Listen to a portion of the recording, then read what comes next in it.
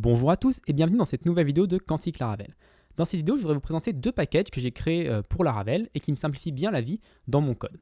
Et pour ça, je vais prendre en exemple un nouveau module que j'ai ajouté récemment sur le site de Quantique, qui est le module Billing, qui permet d'ajouter des adresses de facturation à des clients.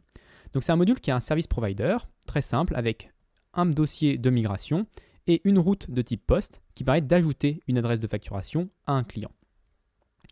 Donc au niveau des migrations, j'ai juste un Create Billing Emails Table, donc très bien complexe. Et ensuite, j'ai un contrôleur qui valide que l'email est bien requis et est un email, et qui utilise la relation sur le client pour créer une nouvelle adresse de facturation, et ensuite qui redirige avec un message. J'ai également un modèle donc qui tabe sur la table Billing Emails, qui a une relation avec un client, et ensuite une petite fonction statique qui est pratique pour récupérer toutes les adresses de facturation d'un client. Donc ça, c'est pour la présentation du package. J'ai également des tests. Donc pour ceux qui suivent depuis le début, dans une des premières vidéos, je parlais de mettre mes tests au même endroit que mon code. J'ai sauté le pas pour ce module. Voilà, pour le moment, je suis plutôt satisfait. Voilà, c'est pas mal d'avoir les tests à côté de son code. Mais je ne sais pas si je garderai ça ici ou pas. Donc dans ce test-là, je vérifie pas mal de choses. Le fait qu'on soit bien admin, qu'on envoie bien les bons mails aux bons endroits, que la validation fonctionne, etc. etc. C'est pas ça que je voudrais voir aujourd'hui. Aujourd'hui, je voudrais rajouter un nouveau test pour dire que c'est possible d'envoyer un mail d'envoyer un nouvel email avec des espaces avant et après. En fait, je voudrais que le mail soit automatiquement nettoyé, vu que souvent, quand on ajoute un email, on le copie-colle, et puis il y a des espaces souvent avec les copier-coller qui se baladent. Donc, je vais tout de suite rajouter un test. Je vais dire que le nouvel email doit être trimmed, donc on doit enlever les espaces avant et après. Et donc pour ça, j'ai besoin d'un client. J'ai besoin en tant qu'admin de poster sur l'adresse une nouvelle adresse email. Donc je vais appeler ça billing@example.com. Je vais rajouter des espaces après, un espace avant. Je ne veux pas qu'il y ait d'erreur de validation. Et je veux que quand on récupère tous les adresses mail du client, donc quand je fais email all for customer, et je veux que ça contienne billing@example.com sans les espaces. Donc c'est un test très simple, très rapide à écrire. Je peux l'exécuter tout de suite en console et voir ce que ça me donne. Donc il y a une erreur forcément parce que pour l'instant on n'a fait aucun travail pour dire qu'il fallait trim l'email. Donc ce que je vais faire, c'est que je vais aller dans mon contrôleur et je vais faire la solution la plus simple qui me paraisse, c'est-à-dire dire ici je trim la request email.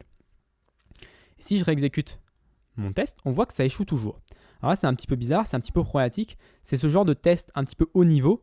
On ne sait pas trop pourquoi ça échoue, mais en tout cas, ça a échoué. Donc je vais faire le Without Exception Handling pour voir un petit peu s'il n'y a pas plus d'informations que Laravel pourrait nous donner. Donc si je relance maintenant le test, là j'ai une exception et je peux voir un petit peu qu'est-ce qui se passe avec Laravel. Et on obtient un Validation Exception. Alors pourquoi un Validation Exception? Parce que en fait, tout simplement, un email avec des espaces avant et après, pour la règle de validation email de Laravel, ce n'est pas un email valide. Donc comment on va faire ça? Il faut qu'on fasse notre trim avant. Donc pour faire notre trim avant, il faut qu'on crée une variable email, qu'on trim la request ici. Ensuite, notre email, on peut le réutiliser du coup là. Mais notre request validate, il ne va pas fonctionner parce qu'on n'a pas modifié la request. On a juste une variable locale. Donc il va falloir qu'on utilise le validator manuellement avec un make, lui passer email, $email ici en data, et en règle de validation, on va pouvoir lui passer ce qu'on avait écrit avant. Et enfin, appeler la fonction validate qui va faire exactement la même chose que request validate. Donc si je supprime ça et que je relance mes tests, normalement ça devrait fonctionner. Et effectivement, c'est au vert. Et si je relance tous les tests, donc pour vérifier que je n'ai pas cassé la validation, tout reste au vert, donc a priori, on est bon. Mais par contre, on a bien complexifié notre contrôleur. On a été obligé d'utiliser le validator, c'est pas très propre. On comprend pas trop ce qui se passe. Et donc, du coup, c'est pour ça que j'ai créé un package qui permet de simplifier un petit peu tout ça. Alors, le package, il s'appelle Laravel Filters. On peut l'installer avec Composer Require classiquement. Je vous mettrai les liens dans la description si vous voulez aller voir la documentation. Et il y a beaucoup d'exemples dans les tests, mais moi je vais vous montrer un petit peu la façon la plus simple de l'utiliser. C'est avec la macro sur request. Donc si je vais ici, je peux faire en fait request, filter, et lui passer mes filtres. Alors qu'est-ce que c'est que des filtres?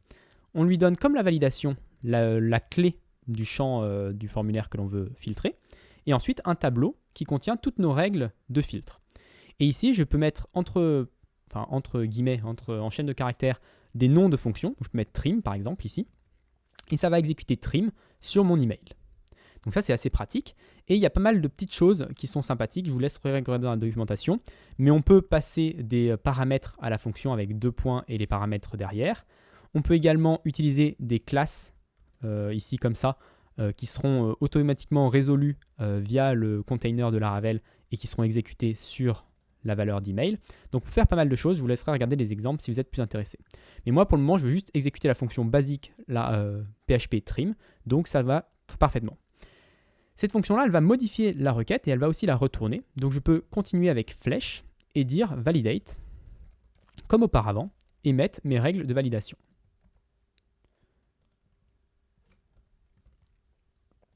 Et vu que la requête a été modifiée, je peux supprimer ma variable locale et ici juste mettre request email.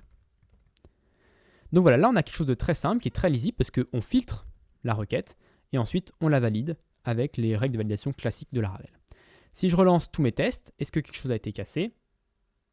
Heureusement, non, rien n'a été cassé, donc la validation fonctionne et le trim fonctionne comme on le souhaitait. Donc ça, c'est pour le premier package que je voulais vous montrer pour simplifier un petit peu quand vous avez besoin de filtrer. C'est un exemple très simple, hein. Ici, il n'y a que l'email, donc finalement, je ne sais pas trop si ça se vaut. Bon, je trouve que c'est quand même plus lisible que ce qu'on avait avant, mais ça prend tout son sens quand on a des formulaires beaucoup plus complexes avec plein de champs et qu'il faut les nettoyer tous, qu'il faut tous faire des trims dessus, qu'il faut formater par exemple les numéros de téléphone, les transformer dans un certain format. Voilà, il y a plein de choses qu'on peut faire avec ce package. Le deuxième package que je voulais vous montrer, c'est le package migration. Alors le package migration, qu'est-ce qu'il fait? Il permet de déplacer notre définition de notre table. Donc en Laravel, vous savez que vous avez vos fichiers de migration, vos classes de migration, cette classe-là, qui contient la description de votre table, ici, avec toutes vos colonnes. Et bien ce package-là permet de déplacer cette description-là dans votre modèle, donc le mettre dans votre modèle. Alors, il y a 2 avantages à ça. Le premier, c'est que moi, souvent, quand je travaille dans un modèle, j'oublie, quand au bout de 6 mois, ça fait 6 mois que je l'ai créé, j'oublie quelles sont les colonnes, comment j'ai nommé mes colonnes, et quelles colonnes j'ai créées, et quel type elles sont. Donc du coup, avoir la définition juste au-dessus dans le même fichier, ça permet de s'y référer un petit peu plus simple que d'aller chercher un autre fichier, d'aller chercher la migration et de voir, ah oui, c'est vrai, j'ai appelé cette colonne email, voilà. Donc ça, c'est le premier avantage. Le deuxième avantage, c'est que vu qu'on est dans le modèle, j'ai accès à beaucoup plus d'informations. Par exemple, ici, on voit que j'ai défini une table spécifique qui s'appelle Billing Emails. Alors que dans ma migration, j'ai dû répéter Billing Emails ici et Billing Emails ici également. Donc vous voyez, c'est une information qui est répétée alors que finalement, je m'en fiche. Moi, je l'ai définie une fois dans mon modèle et je ne voudrais pas avoir à la définir autre part. Donc comment on utilise ce package? Alors même chose que pour l'autre, hein, je mettrai le lien dans la description. Vous pouvez utiliser Composer Require très facilement. Et ensuite, vous pouvez créer votre migration en utilisant ma classe parent, Thibodos Migrations Migration. Donc je vais tout de suite faire ça. Dans ma migration, je vais remplacer le email database migration par ça. Et dans ma classe, j'ai juste à rajouter un protected $class qui permet de référencer mon modèle. Donc je vais rajouter ici le protected $class et je vais dire que c'est email. Et je vais l'importer tout de suite. Donc voilà que j'ai importé ça, et maintenant j'ai plus qu'à définir, à faire mon schéma dans mon modèle. Donc comment je fais mon schéma dans mon modèle? Et ben j'ai plus qu'à définir une fonction qui s'appelle schema dans mon modèle. Donc je peux aller là, email, et tout au début je vais créer la fonction schema. Alors je vais enlever le blueprint parce qu'on n'en a pas forcément besoin. Et là je peux faire du coup table increments id, text body, relations post. Alors relation post, je vais plutôt copier-coller ça, et je vais vous expliquer tout de suite le relation post qui est. Donc là, normalement, ça devrait fonctionner de la même manière. Je peux retourner sur ma migration, tout supprimer le up et le down. Et normalement, ça devrait fonctionner de la même manière qu'auparavant. Alors, comment on teste ça? Je vais dans mon add billing address customer test. Et actuellement, j'utilise database transaction parce que c'est un peu plus rapide. Ça utilise des transactions SQL. Mais je vais utiliser pour ça, je vais utiliser refresh database. Donc, le trait refresh database, il permet de réinitialiser toutes nos tables et de réexécuter les migrations au début du test. Donc si je relance maintenant, ça va prendre un petit peu plus de temps parce que ça va devoir supprimer toutes mes tables et les recréer.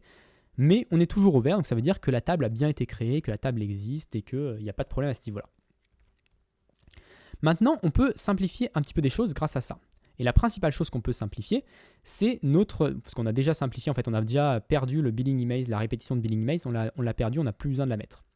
Mais la deuxième chose qu'on peut simplifier, c'est le système de relations. En fait, on peut dire, au lieu de définir ma colonne Customer ID ici, par exemple, vous voyez ici que je n'ai pas défini la foreign key.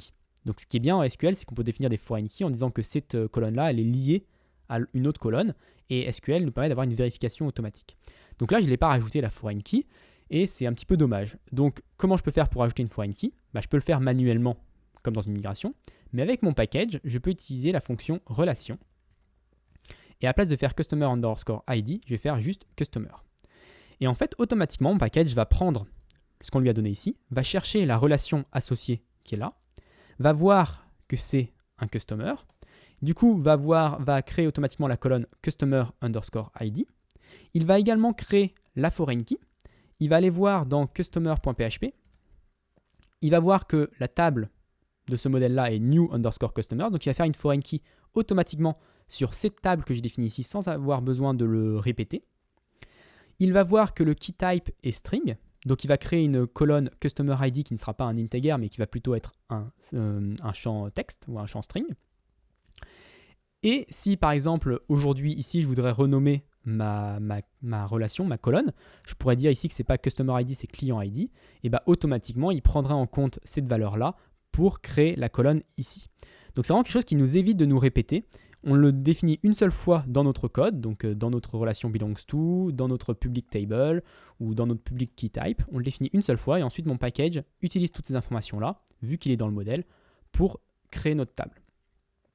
Donc voilà pour la présentation de ces deux packages. J'espère qu'elle vous aura plu.